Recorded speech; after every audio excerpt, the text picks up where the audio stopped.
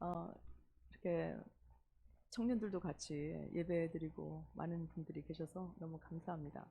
하나님의 은혜가 이 시간에 충만하게 임했으면 좋겠고, 또 오늘 말씀의 제목처럼 하나님의 위로하심이 여러분과 저에게 있기를 축원합니다. 네, 저는 지난 12월 5일 세종문화회관 대극장에서 제53회 핸델의 메시아 오라토리오 연주회 다녀왔습니다. 주제는 만민에게 오신 메시아였습니다. 주관은 이제 소망교회가 하고 있었는데요. 48교회 300여 명의 연합 합창대와 또 분포 프라임 필하모닉 오케스트라가 이렇게 협연을 하고 있었습니다. 일부는 예수님의 오심에 대한 예언과 탄생, 그리고 2부는 순환과 속죄, 그리고 3부는 부활과 영생으로 이렇게 구성되어 있었습니다. 난생 처음으로 핸델의 메시아 전곡을 듣는 은혜를 입었습니다. 부분적으로 여러분들이 잘 알고 있는 합창 할렐루야 이렇게 할렐루야 할렐루야 하는 거, 이런 합창이라든지 부분적으로 핸델의 메시아의 유명한 곡들은 이렇게 따로따로 듣고 있었지만 전곡이 53곡으로 되어 있는데 그 53곡을 한 번에 한 자리에서 듣는 그런 은혜를 입었습니다. 사실 저는 오늘 말씀을 준비하면서 누가복음 1장과 2장에 나오는 네 개의 노래를 묵상하고 있었어요.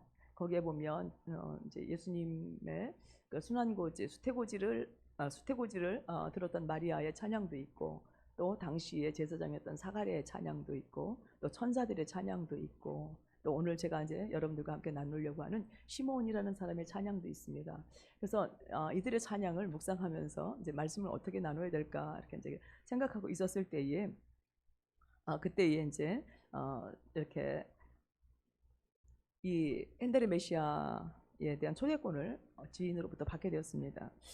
그때 그 기쁨은 말할 수가 없었어요. 사실 그 전에 가을음악회가 이제 극동방송, 저희가 있는 데서 멀지 않은 곳에서 극동방송이 있는데 그 극동방송에서 가을음악회를 하고 있는데 거기를 꼭 가서 이렇게 그 음악회에 참석하고 싶은, 그러면 뭔가 좀 제 마음에 위로도 되고 굉장히 좀 기쁠 것 같았습니다. 근데 시간도 안 되고 거기에 참석할 수 있는 그런 은혜를 입지 못했어요. 근데 이제 하나님께서 그런 마음을 아셨는지 이렇게 12월 초에 이제 핸델의 메시아 이렇게 오라테오를 볼 수 있는 그런 은혜를 주셨어요.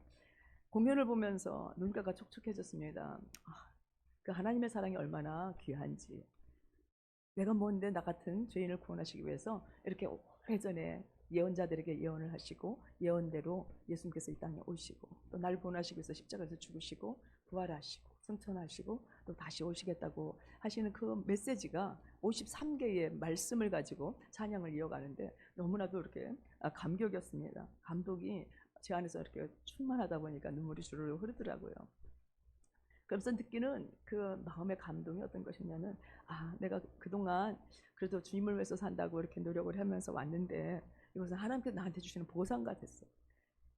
이미 예수님이 내 안에 오셔서, 성령님이 내 안에 오셔서, 그분의 말씀이 내 안에 계셔서, 그분의 능력과 그분의 모든 것들이 다 내 안에 있어서 내가 그분의 생명을 누리면서 살아가고 있지만, 그럼에도 불구하고 하나님께서 이전에도 많은 보상을 주셨는데 그 메시아, 그 핸델의 메시아 그 곡을 듣는데 이건 하나님께서 나한테 주신 특별한 선물이다, 보상이다, 이런 생각이 들었습니다. 그러면서 진정한 위로를 느끼게 되었습니다. 예수님, 그분은 우리의 위로십니다. 네, 말할 수 없는 위로지요.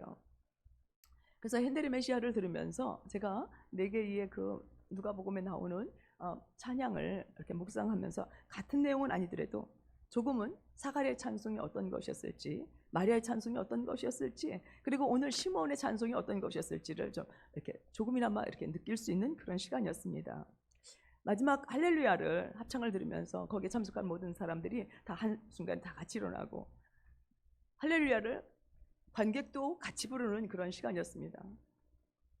엄청난 그런 감동과 감격이 몰려왔어요. 생각을 하면서 찬양도 읽고 이렇게 가사 하나하나를 생각하면서 찬양을 같이 하고 있는데, 주님 다시 오실 때에 온 열방의 교회들이 다 일어나서 주님을 맞이한다면, 그러면서 구원하심이 보좌에 앉으신 우리 하나님과 어린 양께 있도다, 이 외치는 그 소리가 나 혼자만이 아니라, 거기에 모이는 그 사람들만이 아니라 전 세계에 예수 믿는 구원받은 백성들이 주님 오실 때 주님을 맞이하면서 부를 그 찬송의 그 외침이 어떤 것일까? 그 감동은 어떤 것일까? 말할 수 없는 감동이었습니다. 그 찬송의 외침, 연합된 그 구원의 노래, 그 감격의 노래를 상상하면서 그날 큰 은혜를 이렇게 경험하는 시간이었습니다. 오늘 본문을 보면 예수님이 탄생하실 때 당시 팔레스타인 지역의 사람들은 이스라엘의 위로를 기다리고 있었어요. 여러분들이 목사님 설교를 통해서 또 많은 시간 동안 공부하시면서 들으셨겠지만 예수님이 이 땅에 오실 때에 그때의 이스라엘 백성들의 상황은 그렇게 좋지 않았습니다. 정치적으로, 경제적으로, 또 문화적으로, 또 종교적으로 아주 혼돈의 시간이었습니다. 하나님께서 빛을 창조하시기 이전의 상황이 혼돈이었듯이 예수님께서 탄생하시던 그 당시 역사 무대 역시 새벽을 기다리는 어두움과도 같았습니다. 이 암울한 역사 속에서 이스라엘은 속히 메시아가 와서 구원해 주기를 간절히 기다리고 있었지요. 그들이 바라는 소망은 다른 것이 아니었습니다. 주님 다시 오셔서 정치적으로, 종교적으로 그들의 삶 가운데 억눌린 그 억눌림에서 구원해 주기를 원하는 것이 온 이스라엘 백성들의 염원이었습니다. 그것은 다른 것이 아니라 하나님께서 조상들에게 하신 언약, 그 언약이 이루어지는 것이었어요. 반드시 우리를 구원해 주실 것입니다. 우리나라도 일제 36년 동안 일제가 압제하는 그런 시대를 살았습니다. 저희는 그런 세대에 살지는 않았지만 우리 부모님들 세대에 보면 일본이 와서 우리나라에 와서 모든 것들을 다 빼앗고 억압하고 그리고 강제로 징용시키고 아들들을 데려가고 며느리들, 딸들을 강간하고 이러면서 모든 것들을 다 빼앗기고 힘없이 살아가는 우리 백성들에게 그때 소망이 무엇이었을까요? 구원이잖아요. 해방이잖아요. 이스라엘 백성들도 동일한 마음이었던 거예요. 하나님은 분명히 약속하셨는데 이 약속이 언제 이루어질 것인가? 이렇게 우리가 힘들고 어려운데 하나님은 왜 잠잠하고 계신가? 하나님의 구원의 때는 언제인가? 이것이 그들의 소망이었고 염원이었습니다. 그러면서 지금 오늘 이 시간 구원해 주기를 기다렸죠. 신명기 18장 15절에 보면 하나님께서 모세에게 이런 약속을 하십니다. 네 하나님 여호와께서 너희 가운데 내 형제 중에서 너를 위하여 나 모세와 같은 선지자 하나를 일으키시리니 너희는 그의 말을 들을지니라. 모세가 어떤 사람이었습니까? 이스라엘이 애굽에서 종노릇하고 있었을 때에 하나님께서 모세를 불러서 이스라엘 백성들을 출애굽시키지 않습니까? 하나님은 언젠가는 모세와 같은 한 선지자를 보내서 너희들이 고통받고 억압받고 어려움 당할 때에 내가 그 한 사람을 통해서 너희를 구원할 것이라고 하는 약속의 말씀을 모세를 통해서 주셨던 거예요. 이스라엘 백성들은 그 말씀을 기억하면서 하나님이 언제 어느 때에 이 약속하신 약속을 이루실 건가? 그런데 이때에 하나님께서 갈릴리 나사렛에 천사를 보내서 요셉의 정혼녀 마리아에게 나타나십니다. 그리고는 누가복음 1장 26절부터 35절에 보면 여섯째 딸의 천사 가브리엘이 하나님의 보내심을 받아 갈릴리 나사렛이라는 동네에 가서 다윗의 자손 요셉이라 하는 사람과 약혼한 처녀에게 이르니 그 처녀의 이름은 마리아라. 그에게 들어가 이르되 은혜를 받은 자여 평안할지어다 주께서 너와 함께 하시도다. 처녀가 그 말을 듣고 놀라 이런 인사가 어찌함인가 생각하며 천사가 이르되 마리아여 무서워하지 말라. 네가 하나님께 은혜를 입었느니라. 보라 내가 잉태하여 아들을 낳으리니 그 이름을 예수라 하라. 그 이름을 예수라 하라. 그러면서 마리아에게 천사가 와서 수태고지를 하게 됩니다.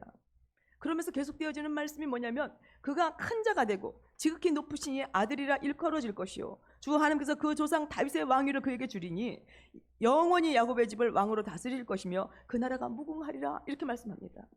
여러분 마리아가 얼마나 놀랐을까요? 이스라엘 백성들 중에서 특히 여자들이 결혼을 할 때쯤 되면 이스라엘의 풍습이 그런 풍습이 있다고 합니다. 어떤 처녀가 결혼을 하게 되면 내가 그 여자 되기를 원한다.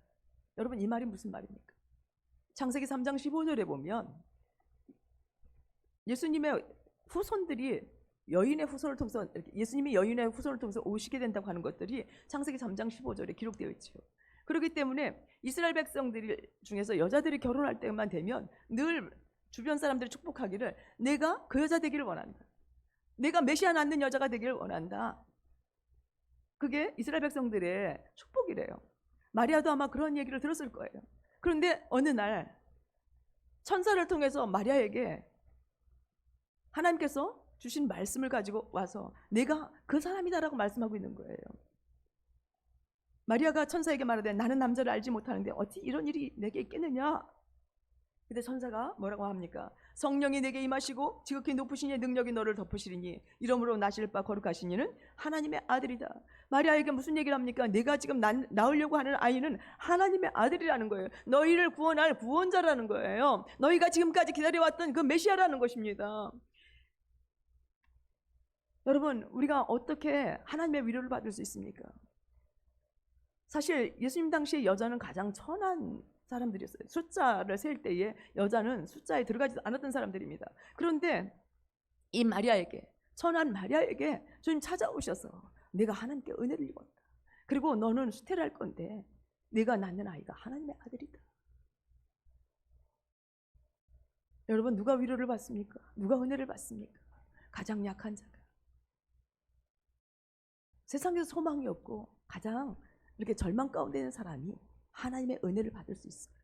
마음이 부유한 자, 마음이 다른 것으로 빼앗겨 있는 자들, 다른 것으로 이렇게 충만하게 채워진 자들은 하나님의 은혜를 구하지 않습니다.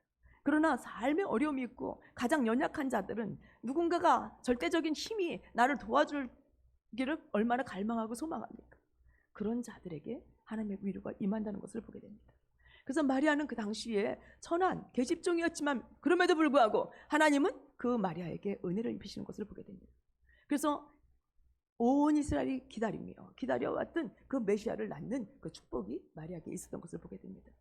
하나님께서 약속하신 대로 이스라엘의 구원자를 보내신다는 이 천사의 수태고지를 듣고 마리아가 찬송을 합니다. 내 영혼이 주를 찬양하네. 여러분, 날마다 여호와를 찬양하시길 축복합니다. 내 영혼이 주를 찬양하며 내 마음이 내 하나님 내 구주를 기뻐하였음은 능하신 이가 내게 큰 일을 행하였으니 긍휼하심이 두려워하는 자에게 대대에 이르는도다. 그의 팔로 힘을 보이사 권세 있는 자를 그 위에서 내리치셨으며 비천한 자를 높이셨도다. 자신들이 지금 정치적으로 로마에게 압박을 당하고 있는데 하나님께서 이제는 자신의 태를 통해서 하나님의 아들을 낳게 하시고 이제 그 아들로 인하여 이스라엘 백성들을 구원하시겠다고 하는 구원의 노래를 부르고 있는 거예요.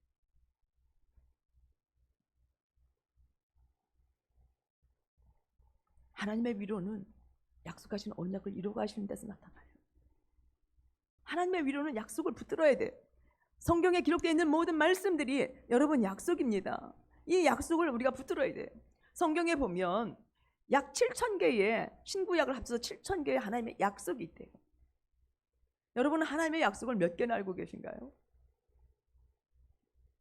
여러분 7,000개를 한번 생각해 보십시오. 7,000개는 우리 일생을 살아가면서 우리가 다 경험하지도 못하는 어떤 약속일 수도 있을 것 같아요. 그런데 하나님은 7,000개라고 하는 무궁무진한 그런 약속들을 우리 가운데 놓으시고 너희가 나를 믿으면 내가 한 말을 믿으면 너희에게 이 약속이 이루어질 거라는 것을 우리에게 계시해 주고 계신 것입니다. 여러분, 그러므로 하나님의 말씀을 믿는 자가 위로를 받아요. 아멘? 네. 언약을 이루어 가시는 하나님으로부터 우리는 위로를 받게 되는 것입니다. 그래서 오늘 마리아는 뭐라고 계속해서 노래하느냐면 그 종 이스라엘을 도우사 긍휼히 여기시고 기억하시되 우리 조상에게 말씀하신 것과 같이 아브라함과 그 자손에게 영원히 하시리로다 하니라. 여러분, 하나님은 조상들과 맺으신 언약에 신실하십니다. 66권 기록되는 이 하나님의 말씀, 우리의 믿음의 선조들에게 하신 이 약속의 말씀을 그대로 이루시는 하나님이라는 거예요. 때로는 하나님이 이스라엘 백성들이 오랜 세월 동안 기다렸던 것처럼 힘들고 어려운 상황 가운데서 왜 하나님이 지금 구원하시지 않지? 왜 하나님 지금 내게 나타나셔서 나를 도와주시지 않지? 이럴 수도 있겠지만 하나님의 말씀은 반드시 이루어진다는 것을 여러분 믿으시길 바랍니다. 네. 마리아를 통해서 하나님의 아들을 낳게 하시면서 그 이름을 예수라 하라. 그가 큰 자가 되고 지극히 높으신 이의 아들이라 일컬어질 것이요 그 조상 다윗의 왕위를 그에게 주시리니 영원히 야곱의 집을 왕으로 다스릴 것이며 그 나라가 무궁하리라. 여러분, 지금까지는 이스라엘 백성들이요 말라기가 구약 성경에서 끝나고 난 다음에 예수님이 오시기까지 약 400년이라고 하는 시간이 있었습니다. 그 시간 동안에는 선지자들도 없었어요. 그 시간에는 하나님의 약속의 말씀이 들려지질 않았어요. 정치적으로 굉장히 어려웠습니다. 잘 알고 있는 것처럼 남유다가 멸망해서 바벨론 포로로 끌려가잖아요. 끌려가서 다시 돌아오잖아요. 그 이후의 역사입니다. 그 이후의 역사인데 바벨론에게 포로로 끌려갔을 때는 바벨론의 통치를 받으면서 말도 아람어를 사용했어요. 게다가 바벨론이 무너지고 나서 헬라 시대가 오게 됩니다. 그리스가 또 주변을 나라들을 통치하게 되었어요. 그때는 어떻게 합니까? 헬라어를 사용하게 돼요. 말까지도. 그러다가 그리스가 로마에 또 무너집니다. 로마가 이스라엘을 다스리게 되었어요. 이스라엘 다스리니까 그때부터 어떤 말을 씁니까? 로마어를 쓰는 거예요. 말까지도 다 뺏겨버리고, 그래서 문화도 다 달라지고, 신들이 믿었던 신들도 하나님을 여호와 신앙을 갖고 있지만 그럼에도 불구하고 바벨론 통치할 때는 바벨론 신을 섬기기도 하고, 그리스 신도 섬겨야 하고, 로마 신도 섬겨야 되는 이러한 정치적이고 종교적이고 문화적인 혼란 가운데서 이스라엘 백성들이 살았습니다. 그런데 여러분, 하나님께서 이제 그 긴 시간, 오랜 시간 그들이 기다렸던 그 메시아, 그 구원자를 보내주겠다고 하신 이 약속의 말씀이 얼마나 놀라운지, 그리고 그것이 현실로 이루어져 가고 있습니다. 오늘 말씀을 통해서 계속해서 보지만 하나님의 위로는 성령이 충만한 사람들이 하나님의 위로를 받습니다. 첫째는 하나님의 말씀을 기억해야 돼. 예언의 말씀을 기억하고 그 말씀을 믿어야 되는 사람에게, 마음이 가난한 자에게 하나님께서 위로를 주시지만 또 성령으로 충만한 사람이 위로를 받게 되는 것을 보게 됩니다. 누가복음에 나오는 네 개의 노래 중에 천사의 노래를 빼놓고는 1장에 나오는 사가랴의, 당시 제사장이었는데 사가랴의 그 노래를 봐도 사가랴는 성경이 뭐라고 하냐면 성령이 충만한 사람이에요. 성령이 충만한 사람들. 여러분, 성령이 언제 오셨지요? 예수님 탄생할 때 성령님이 오셨나요? 예수님이 부활 승천하시고 그러고 나서 너희가 몇 날이 못 돼요, 위로부터 성령이 부어질 건데 기다려라 라면서 주님께서 오순절 마가의 다락방에서 기도했던 그 성령을 제자들에게 부어줬던 때가 오순절 때잖아요. 그런데 지금 사가랴는 어떤 사람이었어요? 성령이 충만한 사람. 구약시대에도 성령이 충만한 사람이었다는 거예요. 하나님의 위로를 받는 자가 어떤 사람이냐? 성령이 충만한 사람이에요. 성령님은 어떤 분이십니까? 하나님이세요. 그렇기 때문에 하나님이 하시는 일도 알고 하나님의 말씀도 알고 하나님이 행하시는 일들에 동참할 수 있는 사람이 누구냐면 성령에 충만한 사람. 성령에 충만해야 하나님의 위로를 받을 수 있습니다. 그래서 1장 72절부터 75절 보면 당시 제사장이었던 사가랴가 이렇게 노래합니다. 우리 조상을 긍휼히 여기시며 그 거룩한 언약을 기억하셨으니 곧 우리 조상 아브라함에게 하신 맹세라. 우리가 원수의 손에서 건지심을 받고 종신토록 주의 앞에서 성결과 의로 두려움 없이 섬기게 하리라 하셨도다. 할렐루야. 여러분, 하나님의 영이 임한 사람은 하나님의 말씀, 하나님의 계획, 하나님의 뜻을 알아요.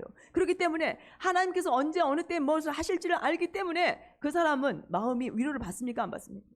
동일한 상황이에요. 정치적으로 어려워요. 경제적으로 어려워요. 로마의 압제로 인해서 말까지 다 바뀌어버린 이런 상황 가운데서 그들이 살아가기란 너무나 힘듭니다. 그래서 모든 사람들이 하나님의 위로를 기다리고 있을 때에 다른 사람은 두려워하고 다른 사람은 염려하지만 하나님의 영이 충만한 사람은 하나님의 뜻을 알고 하나님의 때를 알고 하나님의 약속을 성령으로부터 듣기 때문에 그 사람은 담대합니다.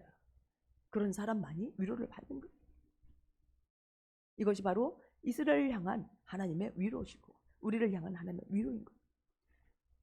만일 우리가 지금 성령님이 우리 안에 계시지 않다면 우리는 구약시대의 백성들과 같을 거예요. 구약시대에는 성령 받은 사람이 흔하지 않았어요.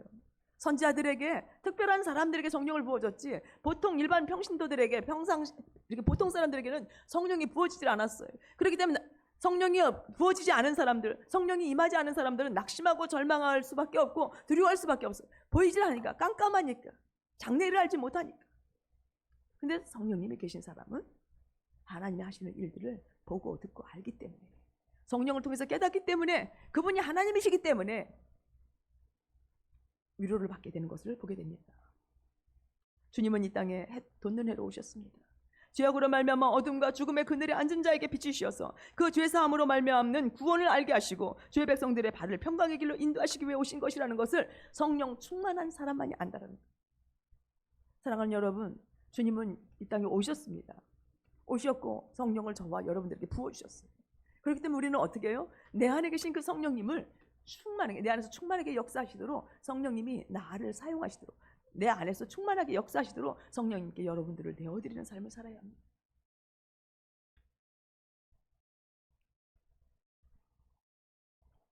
오늘 사가랴가 뭐라고 노래합니까? 아브라함이 이삭을 아브라함의 언약이 성취되어져 가고 있다고 얘기를 합니다. 아브라함의 언약. 창세기 22장 16절부터 18절에 보면 하나님께서 아브라함에게 명령하십니다. 네 아들, 네 독자를 모리아산에 가서 내게 바쳐라. 근데 아브라함이 어떻게 했습니까? 하나님의 명령 앞에 순종하며 아들 이삭을 하나님 앞에 제물로 드리려고. 그때 하나님께서 아브라함에게 말씀하시면서 뭐라고 말씀하시냐면 아브라함아 멈춰라. 그러면서 내가 나를 가리켜 맹세하노니 내가 네게 큰 복을 주고 내 씨가 크게 번성하여 하늘의 별과 같고 바닷가의 모래와 같게 하리니 내 씨가 그 대적의 성문을 차지하리라. 내 씨로 말미암아 천하 만민이 복을 받으리니 이는 내가 나의 말을 준행하였습니다 하셨다. 하나님께서 이렇게 말씀하십니다. 아브라함이 이삭을 하나님 앞에 번제로 드리려고 했는데 하나님께서 그 마음을 중심을 아시고는 그에게 축복하시는데 뭐라고 하느냐면 내 씨가 그 대적의 성문을 차지하리라. 아멘. 예수님이 이 땅에 오시면 택한 백성들을 힘들게 하고 억압하고 그들을 죽이고 멸망시키려고 하는 이 모든 세력들의 대적의 성문을 차지하게 하겠다는 거예요. 예수님의 승리를 말하고 있습니다. 예수님이 오시면 구원이 이루어진다고 말씀하고 있는 거예요. 여러분, 우리가 위로를 받는 것이 뭡니까? 우리가 힘들고 어려운 상황 가운데 있어도 예수님이 나를 구원해 주실 거라고 하는 이 믿음이 있을 때 위로받는 것 아닙니까?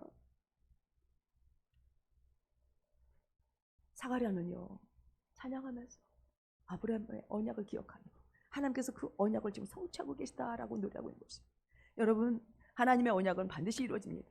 하나님의 약속은 반드시 이루어집니다. 성령님이 충만한 사람은 하나님이 말씀하시고자 하시는 말씀들을 성경 안에서 깨닫게 되고 그것을 마음에 품고 그것을 가지고 기도하게 되고 그것을 가지고 믿고 나아갈 때에 반드시 하나님께서 그 말씀대로 이루시는 것들을 경험하게 됩니다.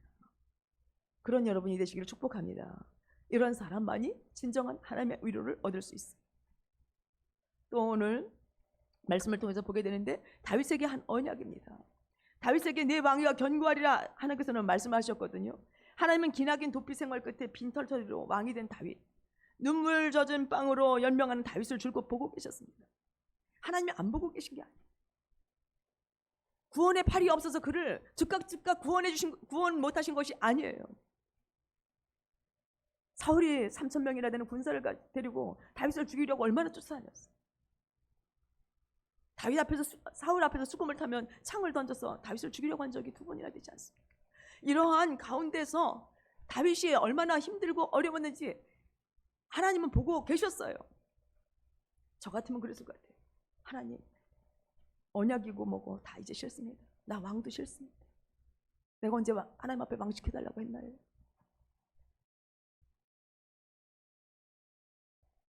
여러분들은 안 그럴까요? 끝없는 죽이려고 하는 그런 대적들의 그 상황 앞에서 얼마나 힘들었을까요? 그럴 법도 한데 다윗은 꿋꿋하게 이겨냅니다. 그리고 통일 이스라엘 왕이 되어서는 자신은 백향목으로 지은 궁에 살고 있는데 하나님은 여전히 천막생활을 하고 계시다는 것이 너무나도 부담스러웠어요. 뿐만 아니라 자신은 끝없이 하나님께 받아 누리는 것 같았어요. 양치기에 불과한 자신. 하나님께서 왕으로 기름 부으시려고 사무엘을 보냈을 때도 아버지의 생각 속에 그 자신은 있지도 않았었는데 그런 비천한 자기를 하나님께서 왕을 세워주시고 끝없이 하나님께서 자신에게 주시는 복이 너무나도 많은데 나는 하나님께 받아 누린 것은 많은데 내가 그 은혜에 보답하지 못하고 살아가는 것. 하나님은 이런 다윗의 마음이 대견스러우셨을까요? 그에게 파격적인 언약을 세우십니다. 사무엘하 7장 11절부터 13절 16절에 보면 전에 내가 사사에게 명령하여 내 백성 이스라엘 다스리는 때와 같이 아니하게 하고 너를 모든 원수에게서 벗어나 편히 쉬게 하리라. 너가 누구예요? 다윗이. 다윗 너를 모든 원수에게서 벗어나 편히 쉬게 하리라. 여호와가 또 내게 이르노니 여호와가 너를 위하여 집을 짓고 내 수완이 차서 내 조상들과 함께 누울 때에 내가 내 몸에서 내 씨를 내 뒤에 세워 그의 나라를 견고하게 하리라. 아멘. 내가 내 몸에서 내 씨를 내 뒤에 세워서 그의 나라를 견고하게 하리라. 그는 내 이름을 위하여 집을 건축할 것이요 나는 그의 나라 왕위를 영원히 견고하게 하리라. 다윗의 왕위를 영원히 견고하게 하겠다. 여러분, 내 집과 내 나라가 내 앞에서 영원히 보존되고 내 왕위가 영원히 견고하리라. 우리는 남유다의 왕들이 계속 다윗의 혈통을 통해서 왔다는 거 알고 있죠. 그런데도 불구하고 말라기로부터 끝나고 난 다음에 다윗 왕가의 왕손들이 다 끊어져 버렸었어요. 그런데 400년이라고 하는 긴 시간 후에 다윗의 혈통을 통해서 누가 오십니까? 예수 그리스도가 오십니다. 하나님의 언약의 말씀이 그대로 성취되어지는 것을 보게 돼요. 근데 예수님이 오시고 난 다음에는 그 나라가 영원하고 무궁하다는 거예요. 예수님을 죽이려고 헤롯이 난지 얼마 되지 않은 예수님을 죽이려고 하지 않았습니까? 그래도 하나님께서 예수님을 살리셨어요. 수많은 사역들을 통해서, 공생의 사역동을 통해서 사두개인들과 바리새인들 또 대제사장들로부터 예수님은 수없이 죽임을 당할 뻔했습니다. 그런데도 하나님은 그를 구원하셨고 마침내 그가 이 땅에 오셨던 목적들을 이루시고 그를 부활시키셔서 승천하게 하셨어요. 다시 살려주셨어요. 그런데 놀라운 것은 거기서 끝나지 않냐고, 그 예수를 믿는 사람들이 그 당시에 하루에 3,000명, 5,000명씩 성령 받은 제자들이 나가서 복음을 전할 때에 예수님의 자녀들이 계속해서 태어나면서 그들 안에서 예수가 살아있는 거예요. 그들 안에서 예수가 계속 되어지는 거예요. 그것이 바로 오늘 저와 여러분에게까지 와서 우리 안에도 예수가 살고 계시지 않습니까?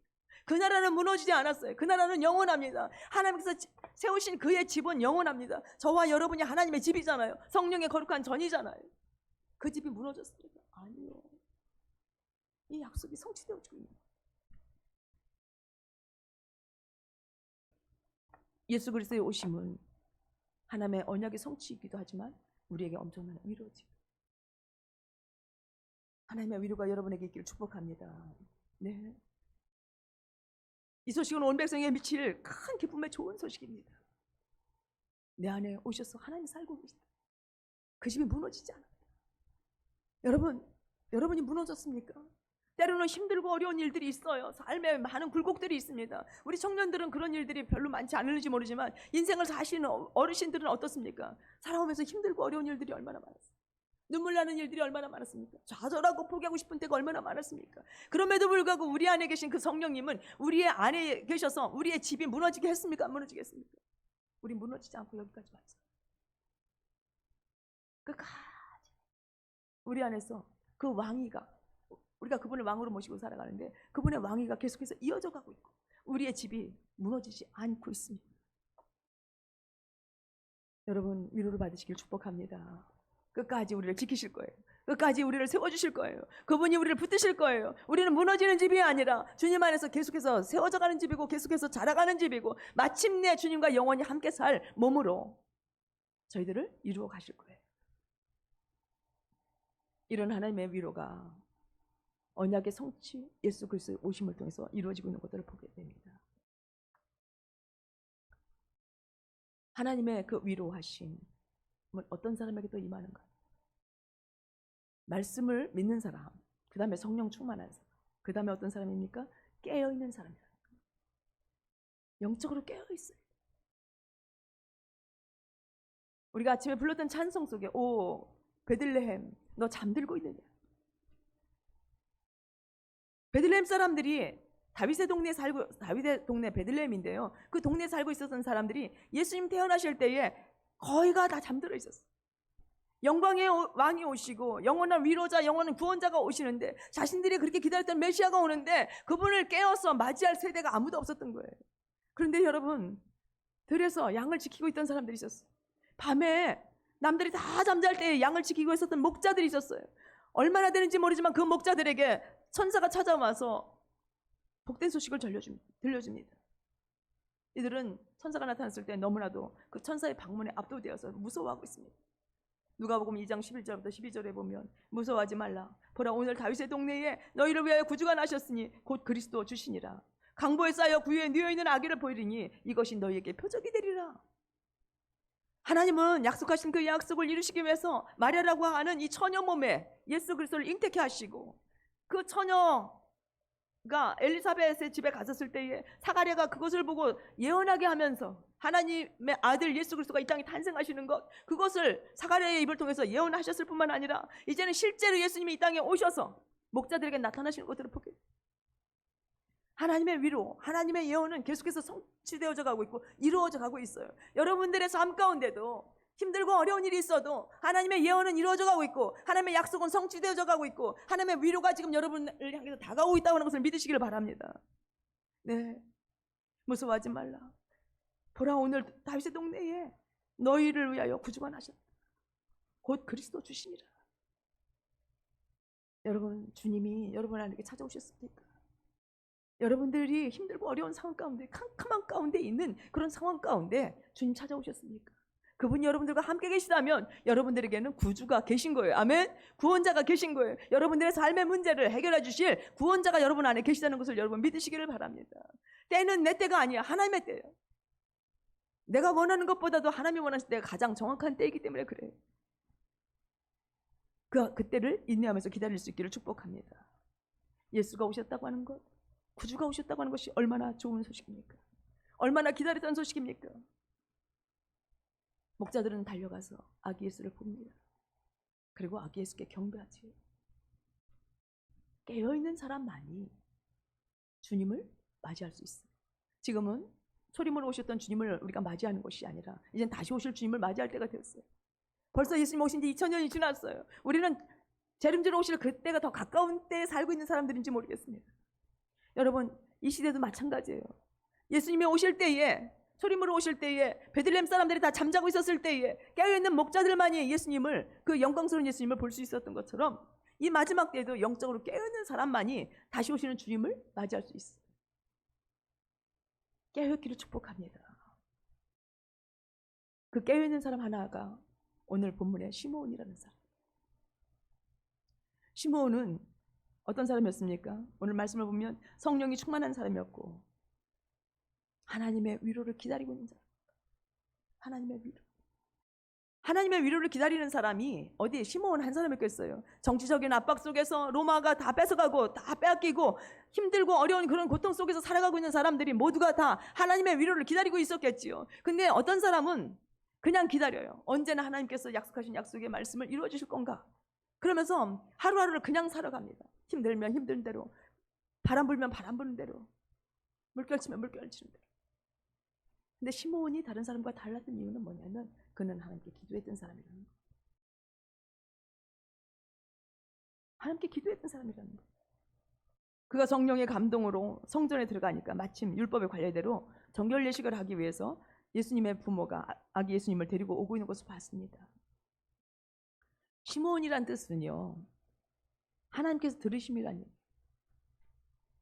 하나님께서 들으심. 왜 시므온이, 성경에는 시므온이 기도했다는 말이 한마디도 없는데 시므온이 기도한 사람이냐면 그의 이름 자체가 하나님께서 들으심이라는 거예요. 그러니까 그는 자기 이름대로 하나님께서 반드시 내 기도를 들으실 거라는 걸 믿었던 거예요. 하나님께서 내가 구하면, 내가 주의 이름으로 구하면, 약속의 말씀을 붙들고 기도하면, 하나님 앞에 기도하면 하나님께서는 반드시 이루어줄 것이라는 것을 믿고 기도했던 사람이 시므온이었다는 거예요. 힘들고 어려워서 고통 속에 있을 때에 그 고통이 해결되기를 원하고 어려운 문제가 내 안에서 벗어나기를 원하지만 내가 기도하지 않냐고 그냥 어느 때에 하나님께서 하나님께서 해결해 줄 거라고 믿고 있으면 안 된다는 거예요. 기도해야 된다는 거예요. 아멘. 시므온은 기도했어요. 기도하는 사람이었어요. 로마의 정치적 압력 아래서 나라와 민족의 고통과 아픔을 보면서 옛적 조상들에게 하신 언약의 말씀들을 기억하고 부르짖으며 기도했던 거예요. 하나님, 모세와 같은 한 사람 보내주신다고 하는데 언제 보내주실 겁니까? 아브라함에게 하셨던 그 약속 언제 이루실 것입니까? 다윗의 일을 이을 영원한 왕을 언제 보내주실 것입니까? 내가 단순히 힘들어서 하나님 나 힘들어요, 나 이 문제에서 해결해 주세요, 이런 기도가 아니에요. 우리가 지금 로마에게 다 빼앗겨서 내가 지금 어렵습니다, 이런 기도가 아니에요. 어떤 기도냐면 약속을 붙들고 기도하는 거예요. 하나님의 말씀이 그대로 이루어질 것을 놓고 기도하는 거예요. 하나님은 분명히 전능하신 하나님이시고 모든 것을 가능케 하시는 하나님이고 우리를 구원하실 수 있는 능력의 하나님이라는 것을 믿으며 약속의 말씀을 붙들고 기도하는 거예요. 여러분, 기도는 여러분들의 상황 가운데서 힘들고 어려운 일들이 있기 때문에 그 문제를 놓고 하나님 앞에 기도합니다. 근데 그게 기도가 아니에요. 정말 기도는 어떤 것이냐면 하나님이 이런 문제 앞에서 뭐라고 말씀하셨는가를 성경에서 보고 성경에서 말씀하신 그 약속의 말씀을 붙들고 기도하는 게 기도인 거예요. 그래야 응답을 받아요. 내가 기도한다고 해서 내가 내 문제가 해결되는 게 아니라 하나님이 내 삶에 어떤 상황이 있는데 그 상황을 성경에서 뭐라고 하고 있는가? 아까 몇 개의 약속이 있다 그랬어요. 언약에 몇 개라 그랬어요? 7,000개가 있대요. 7,000개 속에는 여러분들의 문제가 다 들어있어요. 아멘? 성경을 보지 않기 때문에, 성경을 찾지 않기 때문에, 하나님께서 내 상황 가운데 무슨 말씀을 하시는지 그 말씀을 들으려고 하지 않기 때문에 하나님의 응답을 거기 찾지 못하는 거지. 그래서 보지 못하니까 어떻게 해요? 듣지 못하니까 어떻게 해요? 그냥 가서 하나님 앞에 무턱대고 기도합니다. 그게 아니라 약속의 말씀을 붙들고 하나님 모세에게 말씀하시는 그 한 사람 언제 보내실 겁니까? 아브라함 우리 조상에게 말씀하신 그 약속 언제 이루실 겁니까? 다윗에게 주시겠다고 해서 이 왕위는 언제 주실 것입니까? 그게 하나님의 마음을 움직이는 거예요. 아멘? 그게 하나님의 마음을 움직이는 거예요. 성령 안에서 함께 부르짖었어요. 그러면서 시므온은 어떻게 기도하는 줄 아십니까? 만일 하나님 그때가 아직도 아니라면 차라리 제 생명을 거두어 주십시오. 목숨을 건 기도를 하고 있어요. 그때가 아니라면, 아직도 그때를 더 기다려야 된다면 차라리 제 목숨을 거두어 주십시오. 여러분, 시므온의 기도가 이런 기도였어요. 이런 기도가 하나님의 마음을 움직이고 이런 기도가 하나님의 때를 앞당기는 거예요. 그 결과 그는 기도 응답을 받았지요. 천사가, 주의 성령이 그에게 이렇게 말씀합니다. 네가 주의 그리스도를 보기 전에는 죽지 아니하리라. 차라리 내 생명을 거둬가 달라고, 차라리 내 생명 여기서 끝났으면 좋겠다고, 만일 그때가 아니라면 더 이상 살고 싶지 않다고 이렇게 기도했던 그 시므온에게 네가 주의 그리스도를 보기 전에는 죽지 아니하리라 이렇게 말씀합니다. 그러면서 성령께서 감동을 주시는데 지금 성전으로 들어가라. 시므온이 성전으로 들어갑니다. 그때 마침 마리아와 요셉이 아기 예수를 안고 성전 안으로 들어와요. 할례를 행하기 위해서. 시므온이 지금 누구를 보고 있는 거예요? 성령의 지시에 따라, 성령의 감동 따라 네가 지금 죽을 것이 아니라 하나님의 아들 그리스도를 네가 보고 난 다음에 죽을 거라고 하신 그 약속의 말씀을 이루시기 위해서 그에게 뭘 보여주고 계세요? 예수 그리스도를 보여주고, 그리스도를 보여주고.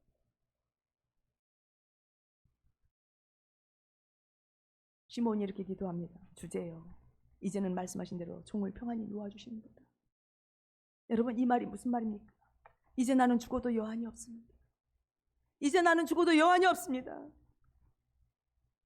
우리 민족의 고통, 하나님께서 구원할 구원자를 보내주셨습니다. 나는 이제 죽어도 여한이 없습니다. 내가 주님 앞에 부르짖어 기도한 것 응답하시고 나에게 약속을 이루어주신 것을 내가 봤기 때문에 이제는 난 죽어도 여한이 없습니다. 주님 한 분만이면 됩니다. 주님이 오셨으니 내 짐을 주님께 맡깁니다. 여러분, 시므온의 짐은 어떤 짐이었을까요? 민족의 구원이었어요. 민족의 구원. 근데 지금 구원자가 왔대요. 지금 구원자 그 왕이 오셨다는 거예요. 그렇기 때문에 주님, 나는 이제 죽어도 여한이 없습니다. 내 짐을 주님께 맡깁니다. 난 이제 평안합니다. 어린 아기를 보면서 여러분, 내 짐을 그 어린 아기에 맡길 수 있습니까? 그가 이스라엘을 구원할 왕으로 보여지십니까? 수많은 사람들이 아기 예수님을 보기도 했지만, 선사의 소식도 들었던 사람들도 있었지만 그런 사람들은 소수고, 아직도 수많은 유대 사람들, 그 수많은 예루살렘 성전에 모인 사람들, 이런 사람들은 다 아기 예수가 왕으로 보이지 않는, 아기 예수가 왕으로 보이는 사람이 따로 있는 거예요. 여러분, 그런 사람은 어떤 사람이냐면 아까 말씀드렸던 것처럼 하나님의 말씀을 알고 그 예언의 말씀을 믿는 사람, 그 다음에 성령이 충만한 사람, 하나님 앞에 기도하는 사람만이 아기 예수에게도 그 너머에 왕이라고 하는 아기 예수로부터 왕을 볼 수 있는 눈이 열려지는 거예요. 힘없는 아기가 어떻게 이 나라 이 민족을 구원해? 수많은 사람들은 그렇게 볼 수 있지만 성령이 충만한 사람, 기도하는 사람은 그 작은 불씨 하나를 가지고도 하나님의 능력을 보게 되고 하나님의 어떤 분이신지를 보게 되는 거예요. 그래서 시므온은 이제 나는 평안합니다. 그러느니, 시므온이 안고 있는 그 아기는 평범한 아기가 아닙니다. 그 아기는 왕 중의 왕이십니다. 만왕의 왕이십니다. 여러분, 이 아기가 우리에게 낫다라는 거예요. 이스라엘 백성들에게 낫다는 거예요. 그 정치적인 어두운 캄캄한 삶 속에서 살아가고 있는 그 백성들에게 낫다라는 것을 여러분 믿으시기를 축복합니다. 이사야 9장 6절부터 7절 말씀입니다. 이는 한 아기가 우리에게 낳고 한 아들을 우리에게 주신 바 되었는데 그의 어깨는 정사를 메었고 그의 이름은 기묘자라 모사라 전능하신 하나님이라 영존하신 아버지라 평강의 왕이시라 할 것임이라. 아멘. 아기, 한 아기 우리에게 주셨대. 한 아기가 지금 우리에게 낳는데 그의 어깨에 정사가 메어졌대. 여러분, 정사가 뭡니까? 정사가 뭡니까? 국어사전을 보니까 정사는요, 제가 지금 시간이 없어서 좀 다른 거로 막 넘어갑니다. 정사는 어떤 이렇게 힘 있는 사람이 정치적인 일들을, 행정 이런 것들을 잘 보는 사람일 뿐만 아니라 왕들을 세우고 왕들을 폐하는 일을 하는 사람이 정사래요. 자, 아기 예수가 어떤 분이셔요? 왕들을, 세상의 왕들도 세우고 왕들도 폐할 수 있는 사람, 그분이 바로 누구다? 예수 그리스도. 정치적 행정상의 어떤 일을 하시는데 사람들을, 벼슬아치들을 세우고 해임시키는 일을 하시는 분이 정사를 맨 사람이에요. 근데 한 아기 예수 그리스도가 그 정사를 메고 오셨다는 거예요. 아기 예수를, 시므온은 아기 예수를 품에 안고 거기서 뭘 보는 거예요? 정사를 메었고. 아멘. 왕의 어깨에 정사를 맨 그 정사를 보는 거예요. 그분의 능력을 보는 거예요. 그분이 어떤 권세를 가졌는지를 보는 거예요. 여러분, 이런 눈이 우리에게 열려야만 우리가 어떻게 해요? 이 마지막 때에 주님 오실 때까지 환난과 핍박이 와도 승리할 수 있어요. 아멘. 시므온의 눈이 저와 여러분에게 있기를 축복합니다. 네, 정사를 메워. 그분은 어떤 분이시래요? 이름이 기묘자. 이게 무슨 말입니까? 하나님이신데 사람의 몸을 입으셨어요. 그래서 그분은 기묘하셔. 모사가 어떤 뜻입니까? 하나님이신데 하나님의 하실 일들을, 창세로부터 시작해서 마지막 요한계시록까지 이루실 일들을, 새하늘과 새 땅에서 이루어질 일들까지 요한계시록에 다 기록되어 있는데, 모사이신 그 예수님은 어린 아기지만 하나님이셨고 하나님이 하실 일을 다 알고 오신 분이라는 거예요. 아멘. 그분은 어떤 하나님? 전능하신 하나님. 여러분, 그분은요, 세상에 그분과 비교할 분은 아무도 없습니다.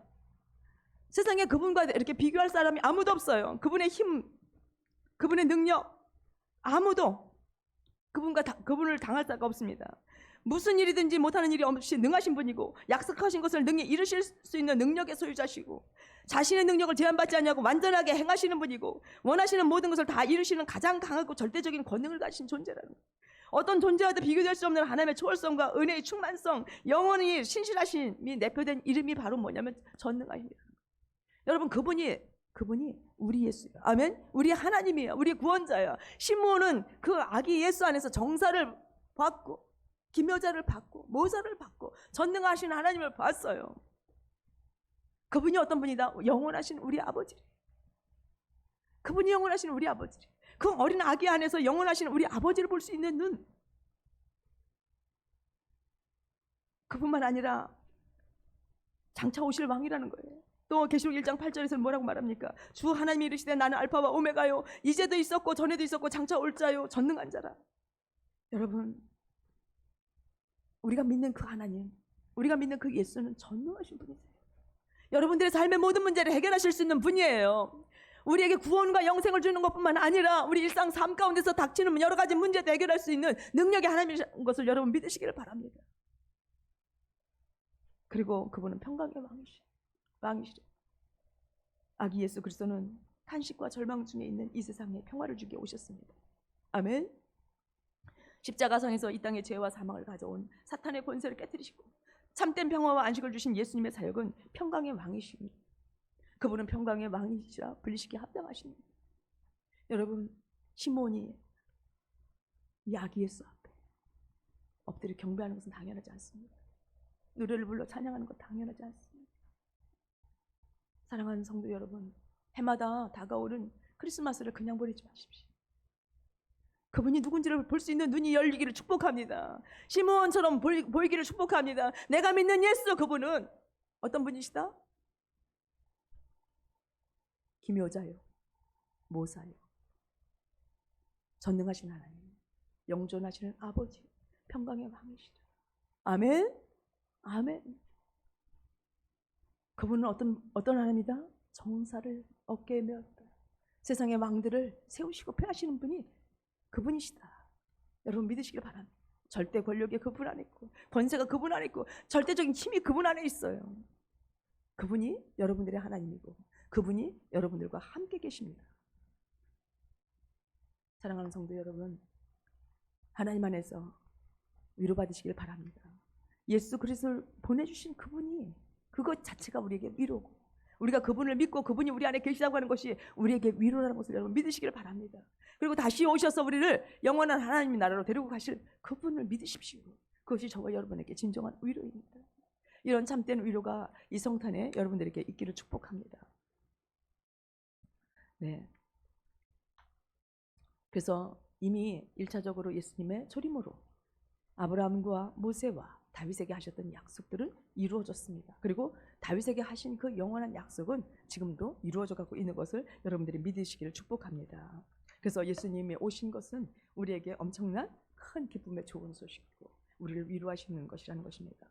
그러므로 아무리 세상에서 힘들고 어려워도 주 예수님이 오셨다는 것을 믿으십시오. 그리고 우리와 함께 하신다는 것을 믿으십시오. 예수님께서 삶의 모든 문제를 다 해결해 주실 것이라는 것을 믿으시고 그분에게 문제를 내어드리시길 축복합니다. 우리도 그리고 시므온처럼 주님 한 분이면 됩니다. 주님을 우리에게 정확하게 알게 하여 주십시오. 아기 예수를 보면서 정사를 맨 예수를 볼 수 있었고, 기묘자요 모사요 전능하신 하나님이여 영존하신 아버지여 평강의 왕이라고 봤던 그 시므온처럼 하나님 우리 눈도 그렇게 열어주셔서 그 하나님을 절대적으로 믿고 나아가는 우리가 되게 해주십시오. 그리고 하나님 성경을 읽을 때 말씀이, 약속이 하나님 내 안에 기억되게 하시고 그 말씀에 새겨져서 내가 인생을 살아가면서 힘들고 어려운 문제들을 닥칠 때마다 그 말씀이 생각나서 그 말씀이 나를 위로하게 하여 주시옵소서. 네, 그렇게 붙드시길 축복합니다. 그리고 성령 충만하게 해주십시오. 성령 충만하게 해주십시오. 그리고 이 마지막 때에 깨어있는 자가 되게 하십시오. 남들이 다 잠잘지라도 나는 깨어있기를 원합니다. 하나님 내 영을 깨워주십시오. 그래서 시므온같이 하나님의 위로를 기다리는 자로 이 땅에 살 때에 진정한 주님의 위로를 맛보는 하나님의 종들이 되게 하여 주시옵소서. 여러분 우리 시간 말씀을 들었습니다. 들은 말씀 가지고 우리 기도하겠습니다. 잠깐 기도하고 주기도문으로 마치겠습니다. 하나님 은혜를 감사합니다. 하나님 참으로 우리를 사랑하셔서 아버지 하나님